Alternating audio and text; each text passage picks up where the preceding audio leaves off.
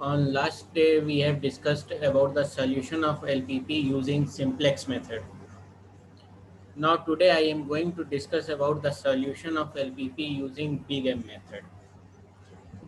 There are two techniques, Big M method and two-phase method, which are called as artificial variable techniques. So what are the artificial variables? When we convert the general linear programming problem into the standard form, then we use slack and surplus variables. If constraint contain less than equal to sign, then we use slack variables which enters with constraint coefficient plus 1 and cost coefficient 0. Whereas if constraint contain greater than equal to sign, then we use surplus variable which introduced into the constraints with constraint coefficient minus 1 and cost coefficient 0. And if constraint contain equal to sign, we do not introduce any of the slack or surplus variable. In this situation, if constraint contain greater than equal to sign or equal to sign, then it is not possible to obtain the identity matrix for initial basic feasible solution.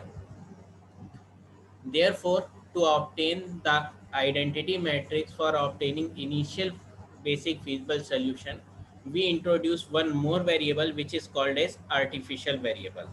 It is also not negatively restricted variable which is introduced in the constraint having greater than equal to sign or equal to sign with constraint coefficient plus 1, and the cost coefficient of this variable depends upon the method used for solving the linear programming problem. If constraint contain greater than equal to sign or equal to sign, then the techniques used for solving the linear programming problem are called as artificial variable techniques. Basically, there are two techniques which are considered under artificial variable techniques. One is Big M method and second is two-phase method. Today we will discuss about the Big M method. Big M method was developed by Charney. Therefore, it is also called as Charney's method or Charney's M method or Big Penalty method or Charney's penalty method. These are the different names which are also used for Big M method. It was developed by A. Charnes, therefore it is called as Charnes method. In this method, artificial variables have very high cost coefficient with negative sign, that is called as minus m, where m is very large quantity approximately equal to infinity. As m is very high and it is the penalty of using artificial variable, therefore it is also called as big penalty method or Charnes penalty method. So big M method have following steps. First step is identify and formulate the problem. Second step is same as simplex method, convert the linear programming problem into standard form using slack, surplus and artificial variable. If constraint contain less than equal to sign, only slack variable in it is introduced. If it contain greater than equal to sign, then surplus as well as artificial variables are used. And if constraint contain equal to sign, then only artificial variable is used. Then third step is solve the linear programming problem in same manner as simplex method. That is, the 7 steps involved in simplex method are also used in big M method. That was convert the linear programming problem into the matrix form, then obtain initial basic feasible solution taking B as identity matrix and solving the equation Bxb is equals to small b. Then next step was construct the simplex table by taking initial basic feasible solution, then obtain net evaluation and select the most negative net evaluation if at least one net evaluation is non-positive, or you can say is negative. Then corresponding variable, column variable will enter to the basis, and then calculate the ratio xbi upon xir such that xir is greater than 0, and select the minimum ratio. Corresponding row variable will leave the basis. And next step was construct a new simplex table by applying row transformations in a manner such that leading element will become 1 and other elements of the column of entering variable will become 0, and then repeat the process until optimum solution is not obtained. So these 7 steps are also included in the big M method. Now big M method can be used if following conditions are fulfilled. First condition, sorry, I have spelled wrong. The in the end of simplex method we get one of the following 3 conditions. First condition is that all net evaluations become non-negative and no artificial variable enters in the basis. That is, in XB there are either decision variables or slack or surplus variables. Then solution is said to be optimum. Second condition is all net evaluations are non-negative and at least one artificial variables occur in the optimum basis. That is, in XB we get any of artificial variable at with value 0, that is AI equals to 0. Then solution is said to be degenerate. Then it is required to remove the degeneracy by using different methods, but this is not the scope of today's lecture. And third condition is that all the net evaluations become non-negative and at least one artificial variable occurs at non-zero level. That means in XB there will be an artificial, at least one artificial variable with some value. That is AI, maybe AI equals to 5 or maybe AI equals to 100. Then solution is said to be infeasible. That is, no optimum solution can be obtained for the problem. For explaining the method, I am considering this example. Maximum of z is equals to 12x1 plus 15x2 plus 9x3 subject to constraints 8x1 plus 16x2 plus 12x3 less than equals to 250. Second constraint 4x1 plus 8x2 plus 10x3 greater than equals to 80. And third constraint 7x1 plus 9x2 plus 8x3 is equals to 105. All the decision variables x1, x2, x3 are not negatively restricted. Now first step is to be convert the given problem into the standard form. As it is already formulated, we have no need to formulate the problem. We go to step 2 and convert it into the standard form using artificial, slack and surplus variable. Our first constraint was 8x1 plus 16x2 plus 12x3 less than equals to 250. As it contain less than equal to sign, we use slack variable only and write it as 8x1 plus 16x2 plus 12x3 plus 1s1 is equals to 250. Again, 0s2, 0a1 and 0a2 are used to convert the problem into the matrix form without any error. You may write these 3 or you can exclude these 3 in the standard form. As coefficient of any variable is 0, that means variable does not exist in the constraint. Now second constraint was 4x. Second constraint contain greater than equal to sign. Therefore, it will be converted into standard form using artificial variable along with surplus variable. So we write it as 4x1 plus 8x2 plus 10x3 minus s2 plus a1 equals to 80. As we have introduced an artificial variable a1, its cost will be included into the objective function, and here you can see minus ma1 is included. Third constraint was 7x1 plus 9x2 plus 8x3 is equals to 105. Here the sign of constraint is equal to.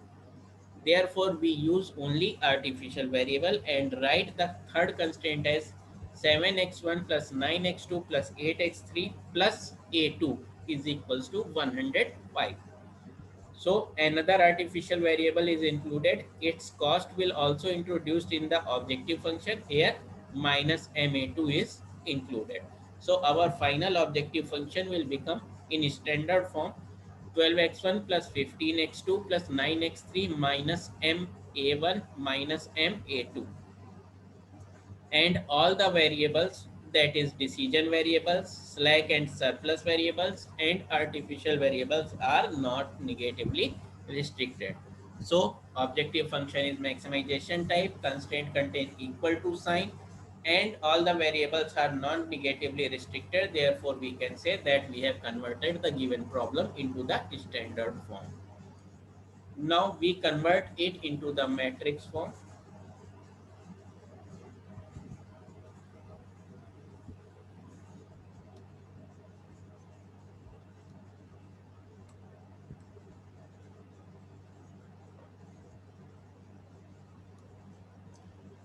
Now in matrix form, we can write objective function as a multiplication of a row matrix consisting of cost coefficients and column matrix consisting of variables.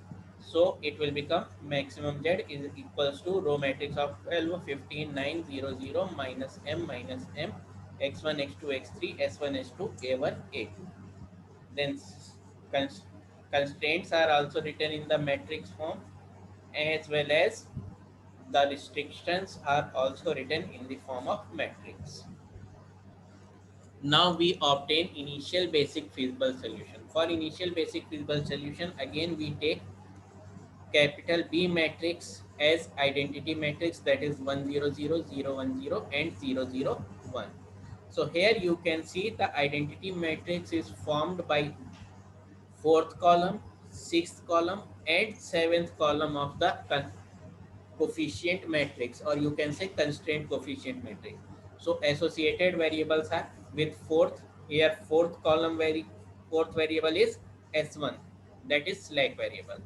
Then sixth column corresponding associated variable is sixth row of decision of variable matrix, so it will become a1, and for seventh column it will be a2. Here by mistaken it is written as a1, it will be a2. So our XB matrix will be S1, A1 and A2, and small b will be constant matrix, or you can say matrix of the constants, which is 250, 80,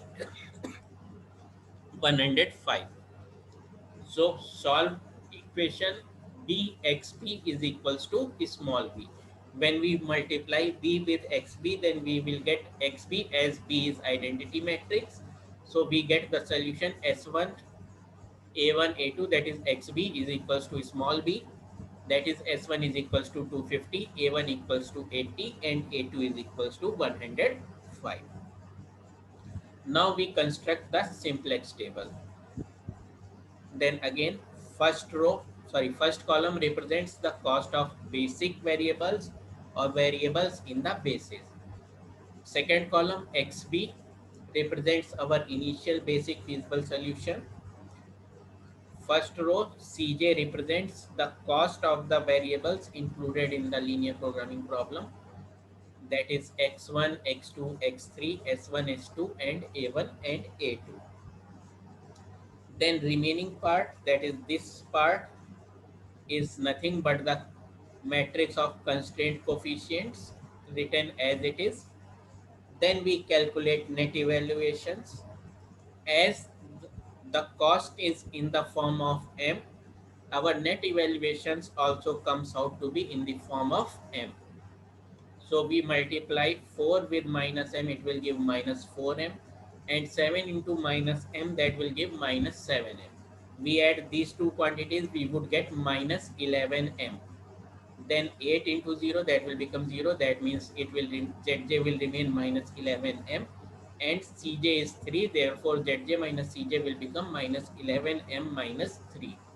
In same manner for x2, net evaluation will be minus 17m minus 2, and for x3 it will become minus 18m minus 5.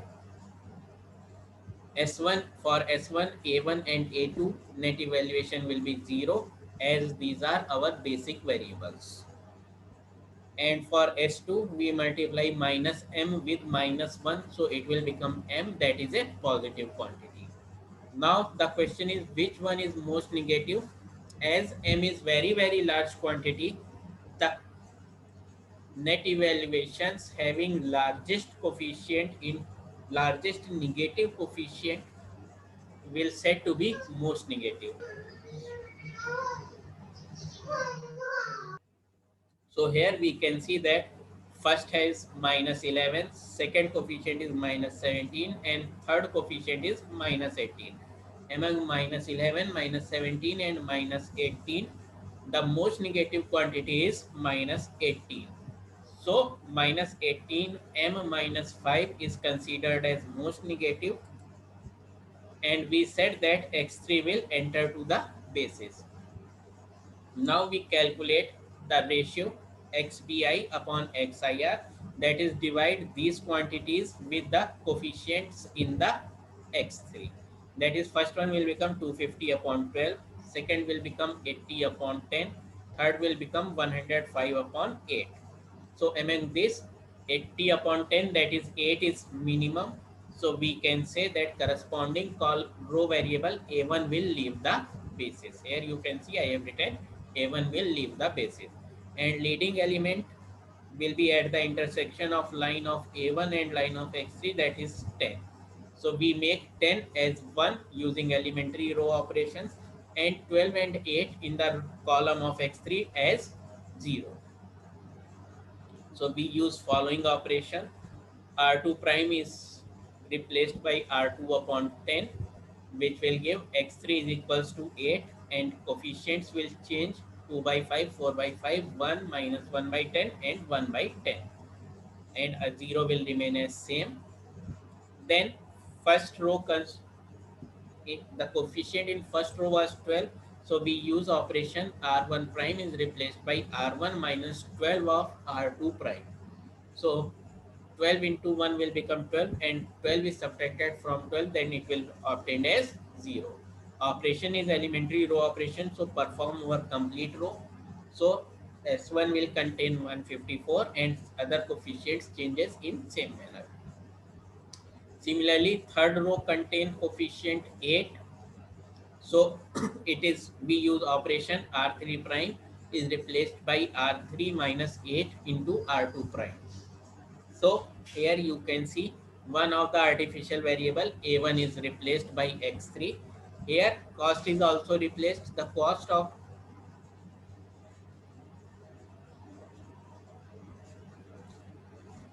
X3 was 5. So here it is written as 5. Just a minute. Sorry. The cost was 15. It is by mistakenly it is written as 235. So it is read as 12, 15 and 9. In same manner cost of X3 will here will be 9. It is by mistakenly written as 5. So take it as 9. Then we calculate net evaluations. The net evaluation will become for x1 minus 19 upon 5m minus 1.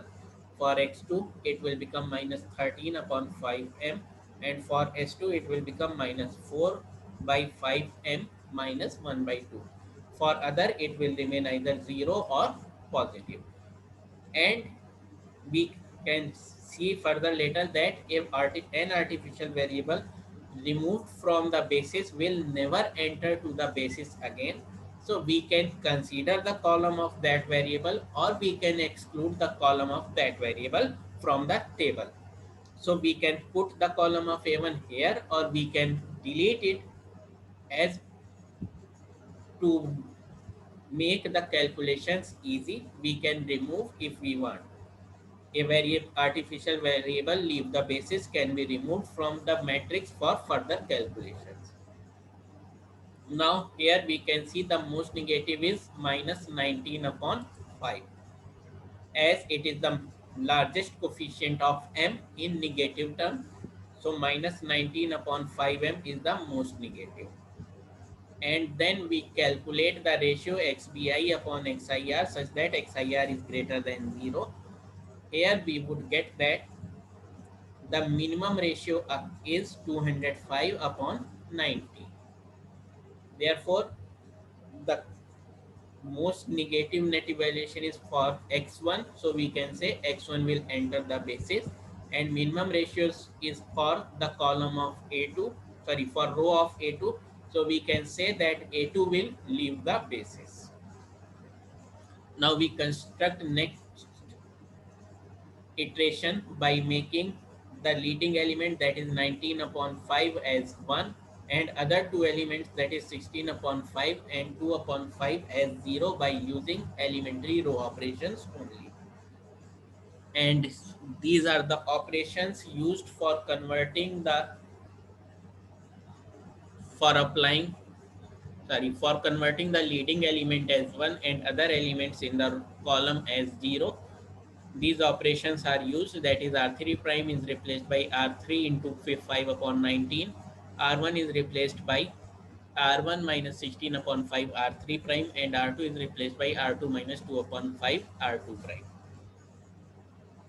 In same manner, costs are replaced for x1, and the values are obtained as x1 is equals to 205 upon 19, x3 is equals to 70 upon 19, and s1 is equals to 2270 upon 19. Now we calculate net evaluations. Then we can see that net evaluation for x2 is negative, which is minus 39 upon 19, whereas other net evaluations for x1, x3 and s1 are 0, and for s2, a1 and a2 these net evaluations are positive. As we can see that the coefficient of m is positive and m is approximately equals to infinity, we can say that it is a positive quantity. Now for x2 net evaluation is negative, we can say it is most negative as it is only the negative net evaluation.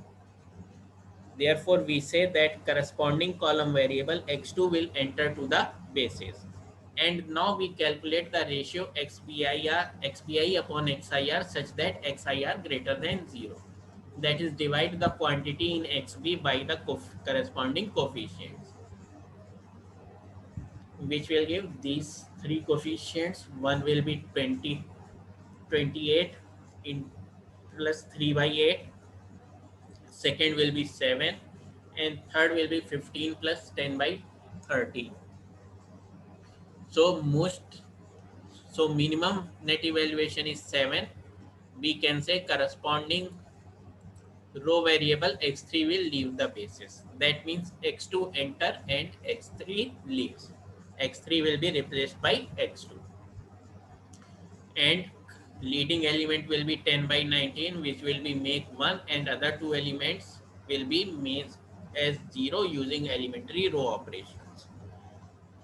Now here we can see this is the converted matrix. After applying these operations, R2 prime is replaced by R2 upon 10. R1 prime is same as R1 minus 12 R2 prime, and R3 prime is same as R3 minus 8 R2 prime. So here we can see the cost is also changed to 15, and for x1 it is remained 12. The solution obtained as s1 is equals to 90, x2 is equals to 7, and x1 is equals to 6. And from net evaluations we can see that all net evaluations are non-negative. So this table provides the optimum solution. That is, optimum solution can be written as x2 is equals to 7 and x1 is equals to 6. And we put these values into the objective function, then we obtain maximum value of objective function as 177. As x3 is not in the basis or optimum basis, here you can see there is no x3, we can say the value of x3 can be taken as 0.